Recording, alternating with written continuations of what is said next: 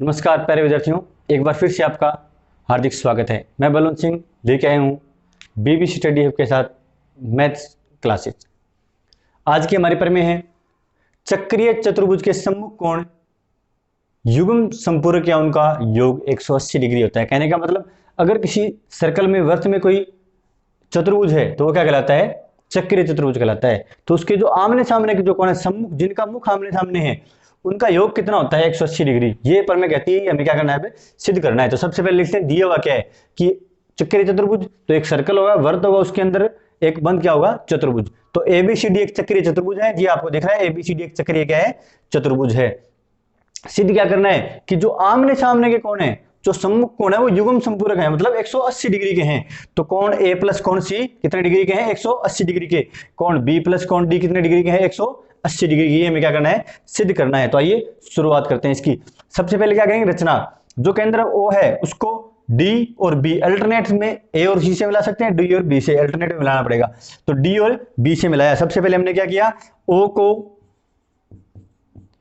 D व B से मिलाया। ये हमने क्या कर दिया? यहाँ पर रचना कर दी है। चतुर्भुज में हमने कुछ चेंजेस कर दिए हैं। ओ को डी व बी से मिला दिया है। अब करेंगे इसकी उपपत्ति, मतलब कहने का मतलब अब इसको क्या करेंगे? हम सोल्व करेंगे। तो सबसे पहले जो चाप, दो चाप हमारे पास D A B D C B, दोनों को लेंगे। सबसे पहले हम डी ए बी का जिक्र कर लेते हैं कि जो चाप डी ए बी है, केंद्र पर अंतरित करता है कोण एक्स। कौन सा कोण अंतरित करता है? एक्स। तथा वृत्त के आंतरिक भाग पर कोण सी का क्या करता है? ये निर्माण करता है। तो जो आपका चाप डी ए बी है वह केंद्र ओ पर x डिग्री कोण, वह वृत्त के शेष भाग पर, ये x हो गया तो शेष भाग पे कौन सा हो गया? c। शेष भाग पर कोण c अंतरित करता है।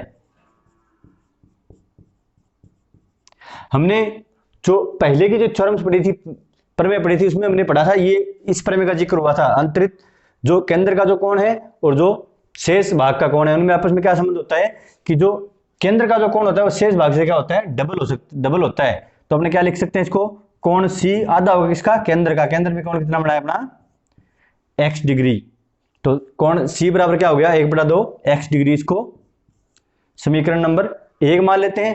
इसी प्रकार चाप डी सी बी से, चाप डी सी बी द्वारा केंद्र पर y डिग्री कोण का निर्माण होता है। केंद्र पर वह शेष वृत्त पर कोण ए अंतरित करता है। फिर से वही प्रमेय लगेगी। y और a का संबंध यहां से निकलेगा कि जो शेष वृत्त का कोण है वो केंद्र वाले का क्या होगा? आधा। तो ए कोण a बराबर 1/2 y, ये हमारा यहां पर क्या हो गया? y हो गया। तो इसको समीकरण नंबर 2 मान लेते हैं। अब हम क्या करते हैं? समीकरण 1 और 2 का क्या कर लेते हैं? योग कर लेते हैं। तो समीकरण 1 व 2 को जोड़ने पर हम इन दोनों समीकरण क्या कर लेते हैं? यहाँ पर योग कर लेते हैं। समीकरण 1 और समीकरण 2 को यहाँ पर हम ऐड कर लेते हैं। तो हमें क्या प्राप्त होगा? एक के लेफ्ट में c है और ये है 2 के, तो कोण c प्लस कोण a बराबर 1/2 x degree plus 1/2 y degree. अब चूंकि हमें पता है भी चतुर्भुज के सभी कोणों का योग कितना होता है? 360 डिग्री होता है। कितना होता है? 360 डिग्री होता है। और इसके अलावा जो x और y है, यहां से क्या निकल के आएगा? ये कोण C प्लस कोण A बराबर 1/2 एक्स और वाई, ये एक्स और ये वाई है। एक ही बिंदु पर सभी दिशाओं के कोणों का योग कितना होता है? 360 डिग्री। तो यहां से क्या लिख सकते हैं? एक्स और वाई की जगह 360 डिग्री। हमें क्या प्राप्त हो गया? कोण सी प्लस कोण ए बराबर 180 डिग्री। जो कोण सी और कोण ए का मान कितना होगा? 180 डिग्री। ये हमें क्या करना था? सिद्ध करना था। ये दो हो गए। अब दो और बचे हैं, कोण डी और बी। चतुर्भुज में टोटल 4 कोण होते हैं, चारों कोणों का योग कितना होता है? 360 डिग्री होता है। तो कोण A plus B plus C plus D कितना होता है अपना? 360। चतुर्भुज के चारों कोणों का योग कितना होता है? 360 डिग्री होता है। कोण ए और सी का मान हमें पता है कितना है? 180 डिग्री। तो 180 डिग्री प्लस कोण बी प्लस कोण डी बराबर 360 डिग्री। तो कोण बी प्लस कोण डी बराबर कितना प्राप्त हो गया हमें? 180 डिग्री। इसी प्रकार हमें क्या प्राप्त हुआ था? कोण ए प्लस कोण सी बराबर 180 डिग्री। यही हमें क्या करना था? सिद्ध करना था। अगली जो प्रमेय है, जो हमने इससे पहले जो प्रमेय पढ़ी थी, उसका क्या? ये विलोम है। प्रमेय क्या कहती है? यदि किसी चतुर्भुज के सम्मुख कोण संपूरक हो, अर्थात सम्मुख कोणों का योग क्या हो? 180 डिग्री हो, तो वह एक चक्रीय चतुर्भुज होता है। ये हमें इस प्रमेय के द्वारा सिद्ध करना है। प्रमेय में ये दिया हुआ है। तो सबसे पहले हमें क्या दिया गया है कि ए बी सी डी एक चतुर्भुज है। हमें नहीं पता ये चक्रीय है या नहीं, हमें सिद्ध करना है चक्रीय चतुर्भुज है, जिसमें सम्मुख कोण क्या है? संपूरक। मतलब जैसे ये चतुर्भुज हो गया ए बी सी डी अपना, इसकी जो आमने सामने के कोण है ए और सी, बी और डी, इनका योग कितना होगा? 180 डिग्री। ये हमें दिया हुआ है। सिद्ध क्या करना है? भी ए बी सी डी क्या है? चक्रीय चतुर्भुज है। तो सबसे पहले हम उत्पत्ति करते हैं, शुरू करते हैं उत्पत्ति से कि माना ए बी व डी से एक वृत्त गुजरता है इन बिंदुओं से, ए बी और डी से, लेकिन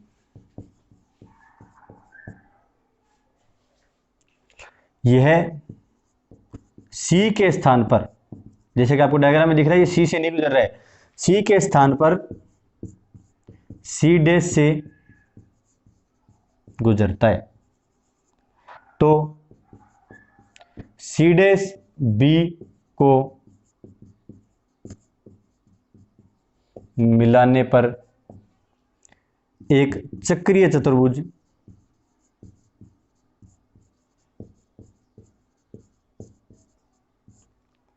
ए बी सी डैश डी प्राप्त होता है। एक सर्कल है जो ए बी और डी बिंदु से गुजर रहा है, लेकिन सी से नहीं गुजर रहा है, उसकी जगह सी डैश से गुजर रहा है। तो सी डैश को बी से मिलाएंगे तो A B C dash D नाम का एक हमें क्या प्राप्त हो जाएगा? चक्रीय चतुर्भुज क्या हो जाएगा? हमें प्राप्त हो जाएगा। चक्रीय चतुर्भुज का हमें पता है भी, इसके जो आमने सामने के जो सम्मुख कोण होते हैं वो क्या होते हैं? संपूरक होते हैं। तो यहां से हम क्या लिख सकते हैं? ए बी सी डी एक चक्रीय चतुर्भुज, A B C dash D एक चक्रीय चतुर्भुज है। तो यहां से हम लिख सकते हैं भी, जो कोण बी ए डी है तथा इसका जो सम्मुख कोण है कोण बी सी डैश डी, इनका जो योग होगा कितना होगा? 180 डिग्री। इसको हम समीकरण नंबर 1 मान लेते हैं। क्यों? क्योंकि ये क्या है? सम्मुख कोण है। किसके? चक्रीय चतुर्भुज के सम्मुख संपूरक कोण। इसी प्रकार हमें दिया क्या गया है कि बी ए डी और बी सी डी का टोटल कितना है? 180 degree. B A D plus B C D 180 degree, ये हमें दिया गया है। इसको हम इक्वेशन नंबर 2 मान लेते हैं। तो समीकरण 1 व समीकरण 2 से, समीकरण 1 और समीकरण 2 हमें प्राप्त होगी। इनकी आपस में क्या करेंगे? तुलना करेंगे।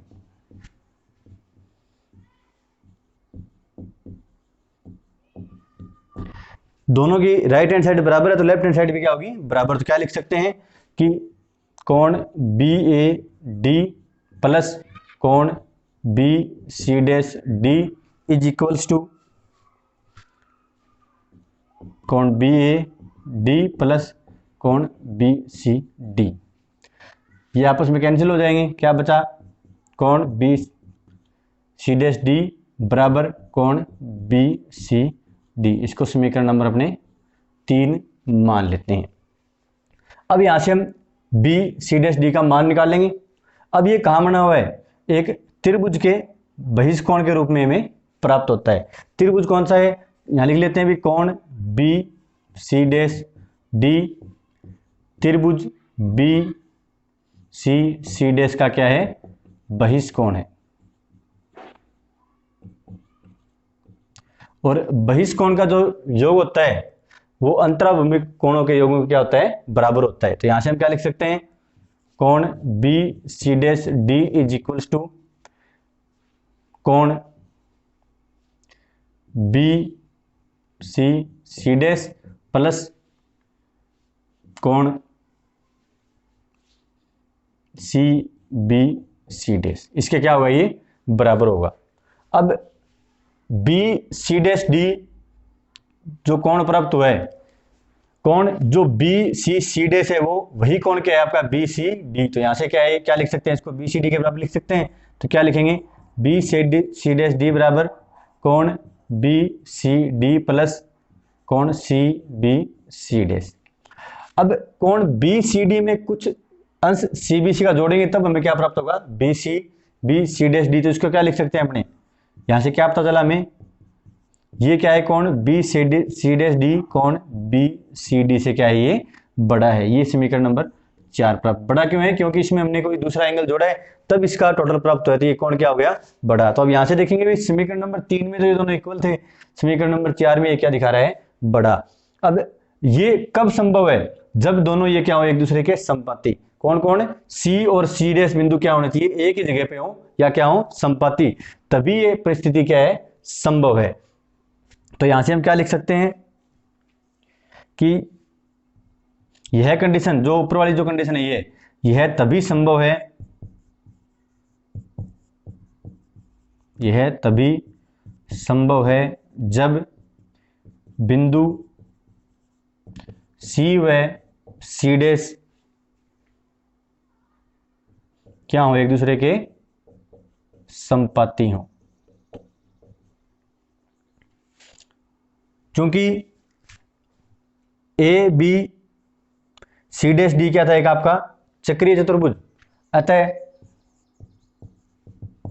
ए बी सी डी भी क्या होगा, एक चक्रीय चतुर्भुज होगा। यही हमें क्या करना था, सिद्ध करना था।